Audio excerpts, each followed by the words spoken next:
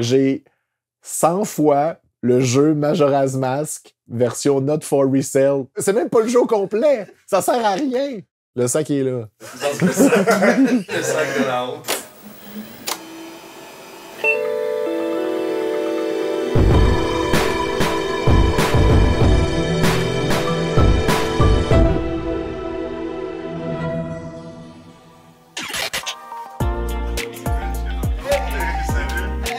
L'épisode d'aujourd'hui commence dans le studio maison du YouTuber Giz de Pessemier, un passionné de jeux vidéo qui s'est retrouvé dans l'industrie en prenant un chemin plutôt atypique. On a commencé par lui demander de nous raconter comment il est devenu un pionnier de la création de contenu au Québec. J'ai commencé à faire des vidéos un peu par accident.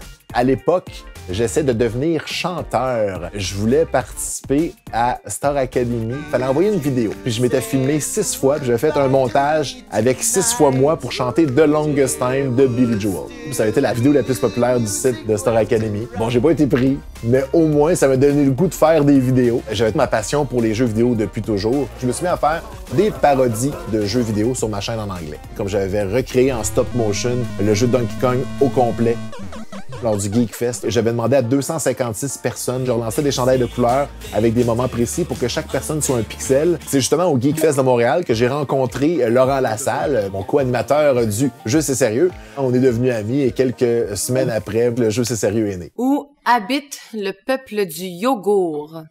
Vraiment pas. Dans la vallée de Danone.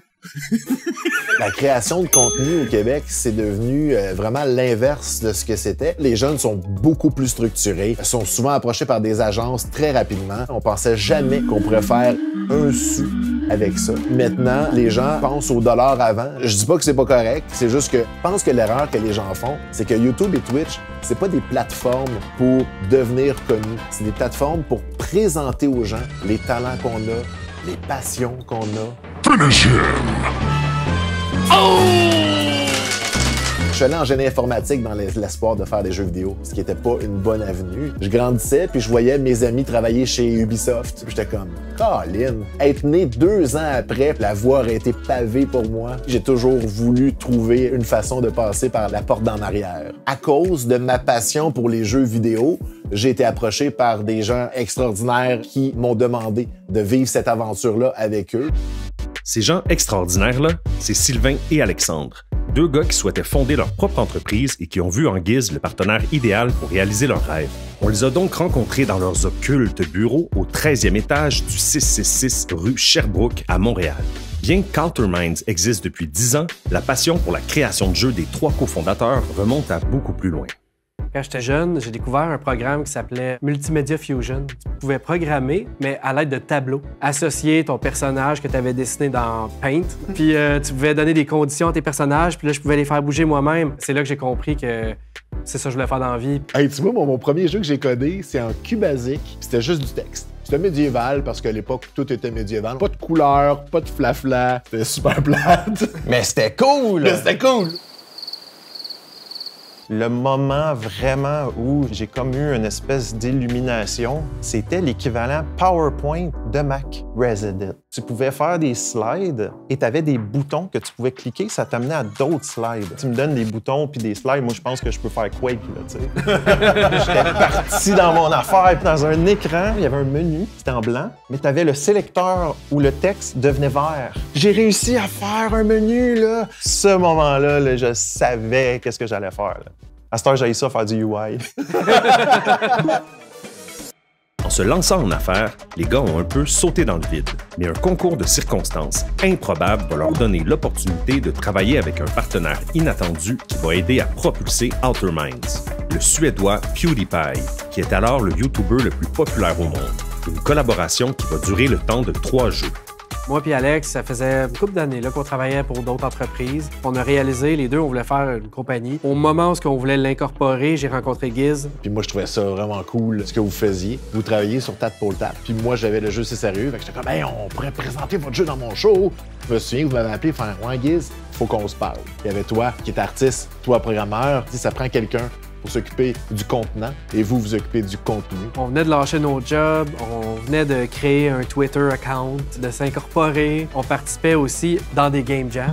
Il y avait un game jam organisé par le site web Game Jolt en collaboration avec PewDiePie. Puis on savait même pas c'était qui vraiment. PewDiePie, pour une raison qu'on ignore encore aujourd'hui, a vu le jeu d'Outer Minds. Il a contacté le Twitter d'Outer Minds que tu avais créé la veille. Si tu n'avais pas créé le Twitter, il aurait peut-être laissé faire. On le croyait pas, on pensait que c'était un faux compte qui nous contactait. Ça se peut pas. Clique sur le nom, puis là on voit comme le nombre de followers, puis on est comme... Tu sais, tes mains commencent à shaker. Puis là on faisait un jeu on the side, puis on a décidé, gars, on va pas faire ça, on va faire le jeu de PewDiePie. Puis là ça a explosé, tu sais, on a fait 3 jeux avec lui. What? You never played Tuber Simulator?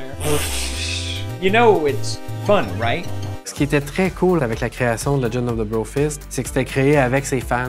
Ils nous aidaient à inventer les monstres, à inventer les mondes. Je me rappelle, à un moment donné, on avait posé une question. Je pense qu'il y avait 92 pages sur un forum.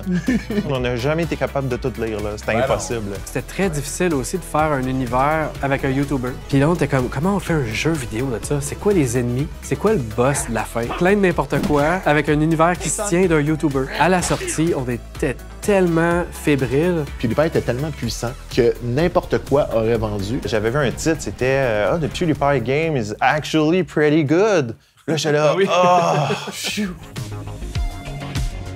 Le prochain projet de Outer Minds sera une adaptation en jeu vidéo du film québécois post-apocalyptique culte Turbo Kid. Une collaboration qui se fera toute naturellement, comme ils étaient déjà en contact avec Johan Carl, Anouk et François, le trio de réalisateurs du film, aussi connu sous le nom de RKSS. Moi, je discutais avec Johan souvent. Dans l'équipe d'Outer Minds, il y a Tommy et Bruno qui ont joué dans Turbo Kid, donc ils étaient figurants. Donc, c'est comme un gros projet familial. Le trio de réalisateurs qui ont fait Turbo Kid, Roadkill, Superstar, ils sont venus dans nos studios à un moment donné, savoir où est-ce qu'on s'enlignait avec le jeu. On a juste dit peut-être un mix entre un Mega Man X puis Super Metroid. Ils ont tombé en bas de leur chaise. Johan est comme « Wow! C'est un de mes jeux préférés! » Ouais, OK, on est la bonne équipe pour la faire. La musique dans nos jeux, j'ai toujours trouvé qu'elle était vraiment bonne. Le monde sont tellement contents que même si c'est écrit « musique par le matos », le premier commentaire en dessous, c'est « Ouais, mais c'est-tu le matos qui fait la musique? » On a même des pages de BD dans le jeu. C'est le même artiste qui a fait les BD du film. Ouais, Jake Dion. L'idée derrière la BD aussi, c'est très cool parce que ça prend où ce que le premier film a terminé, puis notre jeu commence là. Oui, le jeu commence avec la fin du film. Il n'y a pas que Giz qui prend le jeu au sérieux. Sylvain et Alex aussi. Et c'est pourquoi chez Outer Minds, chaque détail compte. Une philosophie inspirée par une compagnie très bien connue des joueurs. On parle souvent, on veut le faire du polish à la Nintendo. Là. Des jeux comme Mario RPG. Ils vont pas pacter leur jeu. Ils vont quand même enlever des trucs s'ils considèrent que c'était tout much. Chaque élément est délibéré dans le jeu. Ils ont la tête dure, là, on va se le dire, hein, mais ils ont une vision claire et nette. Et ça, c'est, à mon avis, vraiment inspirant. Tu sais, quand on jouait, et que là, il y avait une affaire qui marchait pas, là, faut qu'on règle ça, là. On le sait qu'il y a 0,01% des joueurs qui vont remarquer, mais nous autres, ça nous dérange. Puis les joueurs vont se souvenir de ça aussi. Ouais. Hein? Ceux qui vont avoir un accrochage, ils vont pas se souvenir de tout le beau moment qu'ils ont passé dans le jeu. Ils vont se souvenir « Ah, à cette place-là, je passe à travers un mur. » On commence à jouer à notre propre jeu, Turbo Kid, qui est un jeu qui est super le fun à speedrunner. Puis je suis vraiment excité de devenir bon à notre propre jeu. Tu n'es pas sorti puis tu as déjà commencé des speedruns. Ben, faut que je prenne l'avance. Il y a un peu de tout ce qu'on a parlé là dans Turbo Kid. Les contrôles sont responsive, et les histoires sont heartfelt. C'est fait pour les speedruns. Ah. C'est à croire qu'on a travaillé les trois sur le jeu. Ouais, c'est ça. Après une collaboration avec une vedette internationale, les gars vont donc choisir de se concentrer sur une œuvre très locale. Et ils auront la chance de pouvoir compter sur un grand nombre de collaborateurs tout aussi enthousiastes et investis qu'eux dans le projet. Ouais, on a été vraiment chanceux. Tout le monde dit oui, tout le monde était motivé. C'est tous des Québécois aussi, là. Tu sais, on est tous, on se connaît. Il n'y aura pas un produit plus du terroir que Turbo Kid. C'est nous autres, là. Le jeu du terroir. Turbo Kid est la meilleure propriété intellectuelle québécoise adaptée en jeu vidéo qui a jamais existé. Ben, je pense que c'est la seule. Moi, je voudrais travailler encore avec le RKSS pour faire le jeu de Bagman. Oui. Un dating sim de Virginie. J'ai entendu un yark par là-bas. C'est excellent. Bibi et Oh Geneviève. Je l'ai trouvé. C'est l'origine story Oui. de Bibi. Oh, Oui. dude. Ça s'écrit tout seul. Geneviève va sur la planète Exact. XY1000Z. Oui. Il faut qu'elle apprenne à faire de la communication K2X4 pour mettre ça dans leur mémoire Tnapélé. Est-ce que tu te souviens que Tnapélé, c'est éléphant écrit à l'envers? Non.